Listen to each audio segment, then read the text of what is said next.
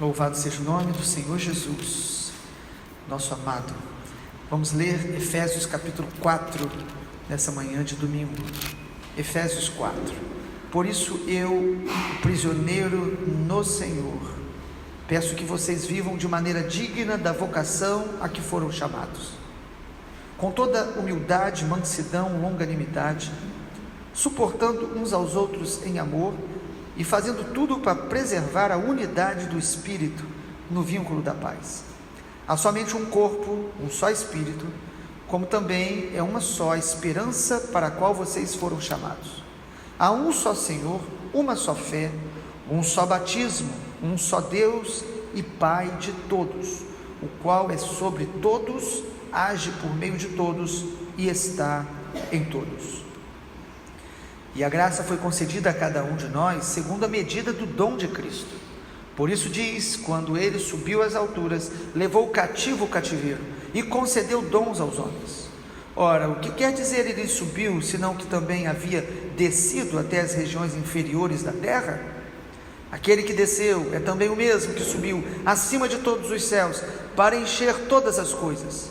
Ele mesmo concedeu uns para apóstolos, outros para profetas, outros para evangelistas e outros para pastores e mestres, com vistas ao aperfeiçoamento dos santos, para o desempenho do seu serviço, para a edificação do corpo de Cristo, até que todos cheguemos à unidade da fé e do pleno conhecimento do Filho de Deus, ao estado de pessoa madura, à medida da estatura da plenitude de Cristo, para que não mais sejamos como crianças, arrastados pelas ondas e levados de um lado para o outro, por qualquer vento de doutrina, pela artimanha das pessoas, pela astúcia com que induzem ao erro, mas seguindo a verdade em amor, cresçamos em tudo naquele que é a cabeça, Cristo, de quem todo o corpo, bem ajustado, consolidado, pelo auxílio de todas as juntas, segundo a justa cooperação de cada parte, efetua o seu próprio crescimento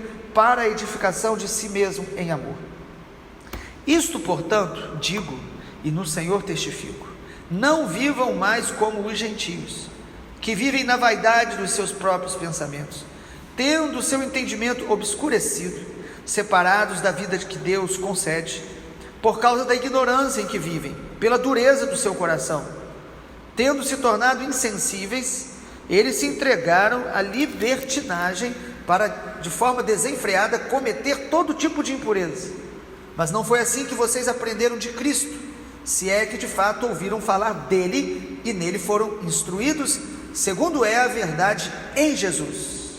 Quanto à maneira antiga de viver, vocês foram instruídos a deixar de lado a velha natureza, que se corrompe segundo desejos enganosos, e se deixar renovar no espírito do entendimento de vocês, e a se revestir da nova natureza, criada segundo Deus, em justiça, retidão, procedentes da verdade.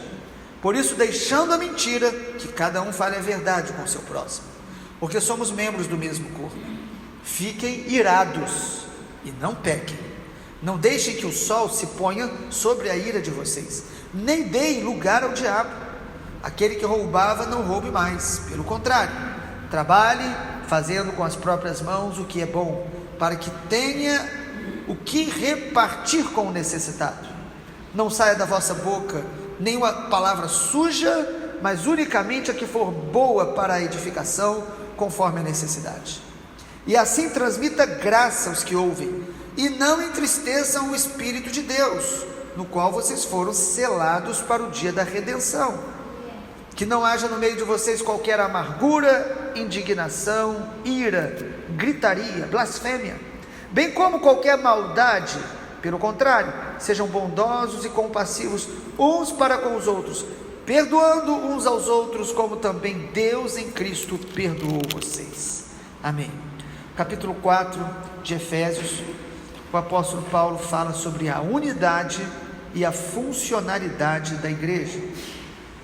Carta aos Efésios é uma oração de Paulo para que os olhos espirituais sejam abertos, e em cada capítulo temos destacado uma revelação que nós precisamos ter espiritual do propósito de Deus para a igreja e para nós individualmente como membros do corpo. E o capítulo 4 fala sobre essa unidade e funcionalidade da igreja. Nós vimos no capítulo anterior que a igreja ela é comparada a um edifício. Em Efésios capítulo 5 também diz que ela é comparada a uma noiva, ou a um templo. Mas aqui no capítulo 4, a igreja é comparada a um corpo. Nós somos corpo de Cristo, Jesus é o cabeça, e dentro do corpo nós precisamos compreender o propósito de cada um de nós, o nosso papel como igreja. Em primeiro lugar, amado, nós vamos entender que Deus edificou a igreja para viver em unidade, a unidade da igreja. Unidade não é uniformidade, nós não vamos pensar idêntico em todos os assuntos, até porque a graça de Deus é multiforme, mas a unidade fala de vivermos debaixo do mesmo Espírito Santo, do mesmo amor de Cristo, da mesma verdade de Deus, termos este vínculo entre nós, que é o vínculo do amor de Jesus. A igreja, quem quer cumprir o propósito de Deus, precisa entender que o Espírito Santo sempre vai produzir unidade. A unidade é uma obra do Espírito Santo. Vocês perceberam isso aí? Capítulo 4 de Efésios, versículo 3. Façam tudo para preservar a unidade do Espírito no vínculo da paz. O Espírito Santo, se você é de Jesus, o tempo todo ele está te aproximando da igreja, do corpo, do vínculo. Mas nós, a nossa natureza carnal, individualista, há um movimento dentro de nós que tenta nos afastar do corpo de Cristo, da comunhão.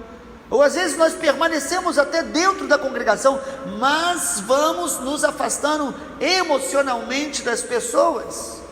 E alguns, depois que se isolam, dizem que estão sendo isolados e esquecidos pelos outros. Se eu e você ouvirmos o Espírito Santo, seremos aproximados do corpo pelo Espírito Santo. É Ele que produz a unidade e nós devemos preservar a unidade. O propósito de Deus é que a gente viva em unidade, em comunhão, porque através da igreja Ele manifesta a multiforme sabedoria de Deus, como nós lemos em Efésios 3:10. Então Paulo fala que a igreja ela tem uma unidade, e a unidade ela só é preservada se nós praticarmos os princípios, os ensinos, praticarmos o caráter de Jesus. Sabe qual é o maior inimigo da unidade? Não são as diferenças, nem as decepções. O maior inimigo da unidade é o orgulho, é o nosso orgulho. Por isso, para ter unidade, o Espírito Santo nos ensina em Efésios 4, que nós precisamos praticar algumas coisas. O texto fala aí, de maneira muito direta, versículo 2, com toda a humildade e a mansidão, com longanimidade, aquela paciência longa, suportando uns aos outros em amor, fazendo tudo para preservar a unidade do Espírito. A unidade do nosso coração só é preservada se nós formos humildes, mansos, ou seja, o fruto do Espírito Santo sendo gerado em nós. E isso tem a ver com obediência, não é um sentimento que brota em nós naturalmente. O que brota em nós naturalmente é o contrário disso, são as obras da carne. Mas quando você diz, a palavra de Deus me ensina assim, e eu vou praticar a palavra, você e eu estaremos experimentando a unidade do Espírito. Em segundo lugar, o corpo de Cristo, a funcionalidade da igreja, não apenas ela é preservada através da unidade, mas nós precisamos também buscar entender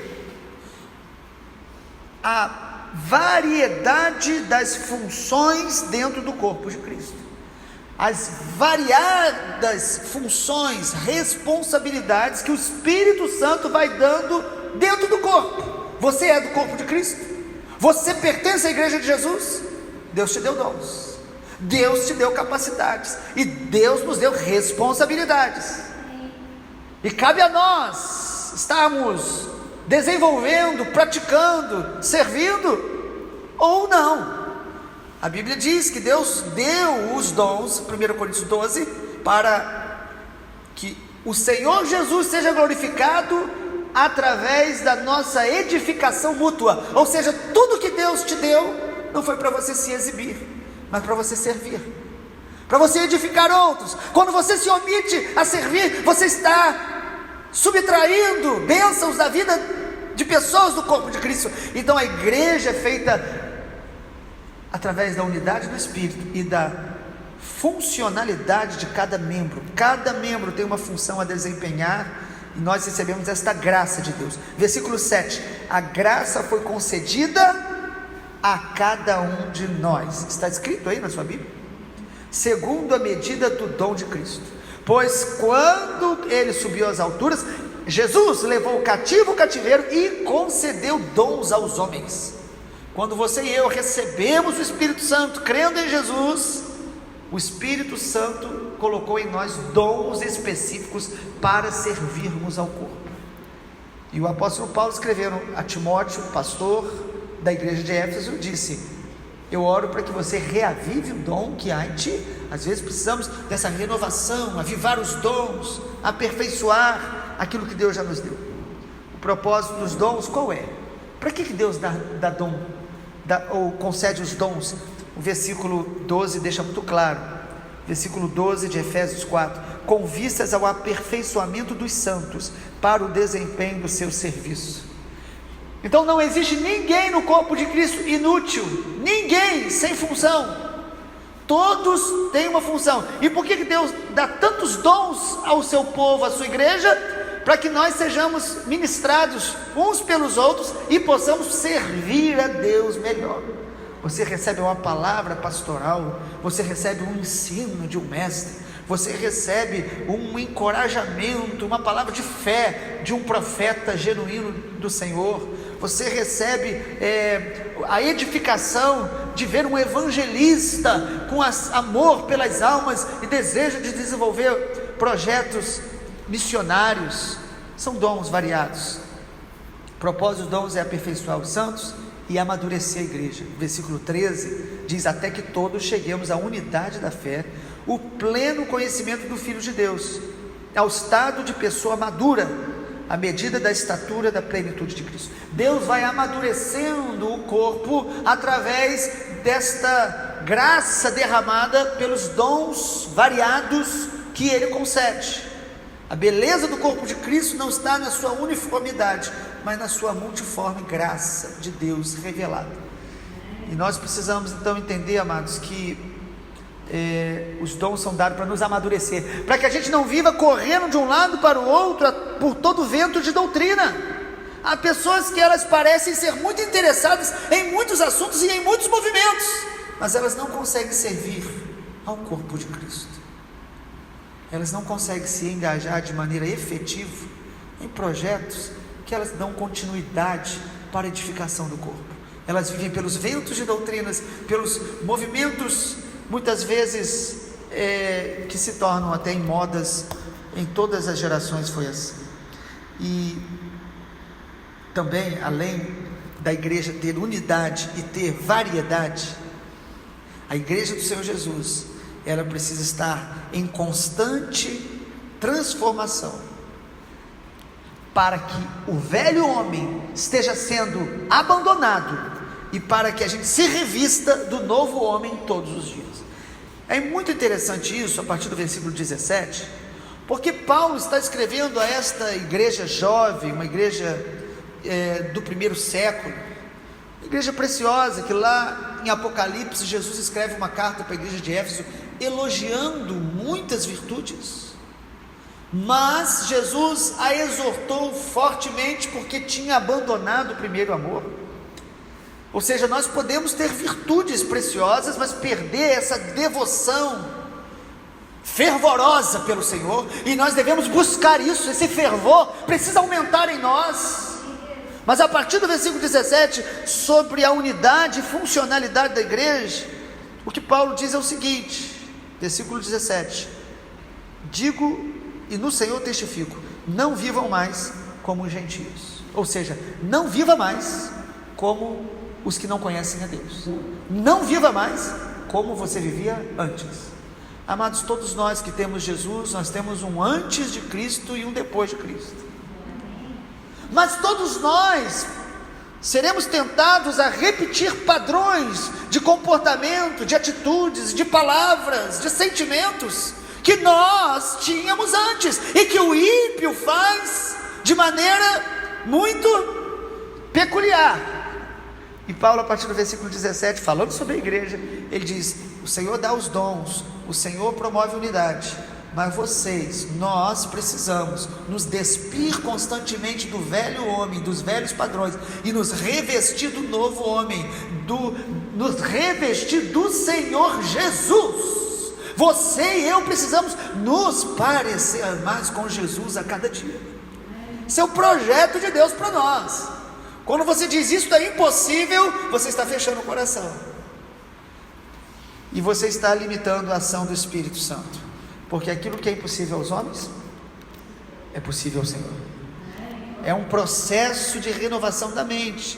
Como que a gente era antes, e como que a pessoa que não tem o conhecimento de Deus vive? Está aí no versículo 17, diz: olha, não vivam mais como gentios que vivem na vaidade dos seus próprios pensamentos. Eu penso assim, eu faço, a vaidade dos seus próprios desejos. Assim que vive o homem que não conhece o Senhor. Versículo 18: tendo o seu entendimento obscurecido. Quem não conhece a Deus, o entendimento espiritual dele é obscurecido, ele não entende as coisas de Deus. Versículo 18 ainda diz: separados da vida que Deus concede. O coração então está endurecido por causa da ignorância em que vivem, pela dureza do seu coração. Assim vive o homem que não conhece a Deus, e assim nós podemos nos tornar, se nós não estivermos num processo de deixar o Espírito Santo renovar a nossa mente. Versículo 19, ele diz: se tornaram insensíveis. A pessoa não nasce totalmente insensível, mas nós vamos nos tornando insensíveis à medida que nós nos entregamos à libertinagem. Versículo 19: quanto mais nos entregarmos a um pecado, seja qual ele for, nos tornamos insensíveis, nos tornamos a Bíblia fala sobre a consciência cauterizada. Você não percebe mais aquilo como pecado, você não se arrepende mais, e às vezes começamos a justificar, e alguns procuram usar a Bíblia para respaldar seus desejos carnais e pecaminosos. Isso inclui tudo que é pecaminoso. Isto é o velho homem. O velho homem é assim. No versículo de número 19 ainda fala que eles vivem de forma desenfreada e cometem todo tipo de impureza. Agora, e nós em Cristo? Será que nós não teremos mais que lutar contra o velho homem? Amado, a partir do versículo 20, aqui vem uma exortação do Espírito Santo. Ele diz: não foi assim que vocês aprenderam de Cristo, e ele coloca: se é que de fato ouviram falar dele e nele foram instruídos, segundo é a verdade em Jesus. Paulo está trazendo para nós uma autoavaliação sincera, honesta. Será que você está em Cristo? Ele não está querendo trazer dúvida, ele está querendo provocar em nós uma resposta coerente com a nossa fé em Jesus. Você é de Jesus, amado, então como nós devemos buscar viver? Está aí, a partir do versículo de número 22. Quanto à maneira antiga de viver, vocês foram instruídos: deixar de lado a velha natureza, que se corrompe segundo desejos enganosos, e se deixe renovar no espírito, no entendimento de vocês. Aí no versículo 25 vai vindo para nós as palavras específicas quanto à santificação da igreja. Ele diz no versículo 25: deixe a mentira e fale a verdade. Será que existe gente que diz que é de Jesus e fala mentira? Os irmãos respondam para si mesmo. Versículo 26: fiquem irados, mas não pequem. O texto diz: você deve ficar irado, porque a ira é uma resposta muitas vezes legítima a situações de injustiça, mas não pecar. Quando você se ira e dá vazão a isso para a sua carne, para ofender, para guardar a amargura, aí, amado, o problema já está em você. Não viva irado, não guarde a ira para o outro dia. Quando o texto fala: não se ponha o sol. Em terceiro lugar, o texto também diz: Aquele que roubava, versículo 28, não roube mais, antes trabalhe. Trabalhe. E qual é o propósito do trabalho? Ele fala: trabalhe para você ter como ajudar as pessoas. Que coisa maravilhosa. Hoje as pessoas cada dia trabalham mais, mas só para ter e acumular. Nós devemos trabalhar e desfrutar também do trabalho, mas nós devemos trabalhar querendo sempre ter uma boa situação para ir ajudando as pessoas dentro de poucos recursos. Não espere ter muito sobrando. Ajude. E o texto vai mostrando para a gente ainda, o novo homem, ele abre a boca para abençoar as pessoas, não abre a sua boca para amaldiçoar. Versículo 29, não sai da boca de vocês palavras sujas, mas unicamente a que for boa para edificação, conforme a necessidade, e assim transmita graça aos que ouvem. Amado, que conselho maravilhoso do Espírito Santo. Não fale palavras que não edificam, que amaldiçoam, palavras sujas, palavras que contaminam. Mas quando você for falar algo, pergunte: vai edificar? É necessário eu falar? Vai transmitir graça? E aqui graça não é ser engraçado, mas é a graça de Deus. Quando você fala, vai abençoar, vai edificar. Quando você quer falar algo de alguém, pergunte: para que eu estou falando? Por que eu estou falando? E qual é a motivação? Porque há coisas que falamos que só contaminam o corpo de Cristo. Então as palavras precisam edificar. E concluindo, o versículo 32 ainda diz mais. Versículo 30 fala: não entristeça o Espírito de Deus, no qual você foi selado para o dia da redenção. Que não haja no meio de vocês amargura, indignação, ira, gritaria, blasfêmia ou qualquer maldade. Pelo contrário, sejam bondosos, compassivos, perdoando uns aos outros. Amado, o apóstolo Paulo, capítulo 1, diz que nós fomos selados pelo Espírito Santo. Ele é o penhor da nossa herança. Mas aqui ele diz: não entristeça o Espírito Santo. E como que você entristece o Espírito Santo? A maneira mais rápida de entristecer o Espírito Santo está aí: a amargura, primeiro da lista, versículo 31. Ira, amargura, falta de perdão vai bloquear a ação genuína do Espírito Santo na nossa vida. E quando a gente permanece na amargura, entra um outro espírito, o espírito de engano, e a pessoa começa a achar que o que ela sente e fala é de Deus.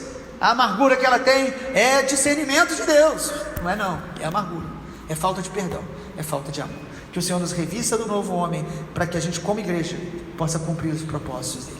Pai, no nome de Jesus, oramos para que a tua palavra não se perca na dimensão apenas da nossa intelectualidade, do nosso racionalismo, não se perca apenas no momento que ouvimos, mas que ela possa se enraizar em nós. Pai, no nome de Jesus, nós queremos ser aquele solo fértil que na parábola do semeador o Senhor nos fala acerca dele. Nós queremos que essa palavra produza em nós fruto a 30, 60, 100 por um, para a glória do Senhor Jesus. Molde-nos a cada dia pela tua palavra e faz com que nós sejamos revestidos do novo homem que se renova na verdade, que é Jesus, e venhamos a nos despir de toda a natureza do velho homem pecaminoso, em nome de Jesus. Amém.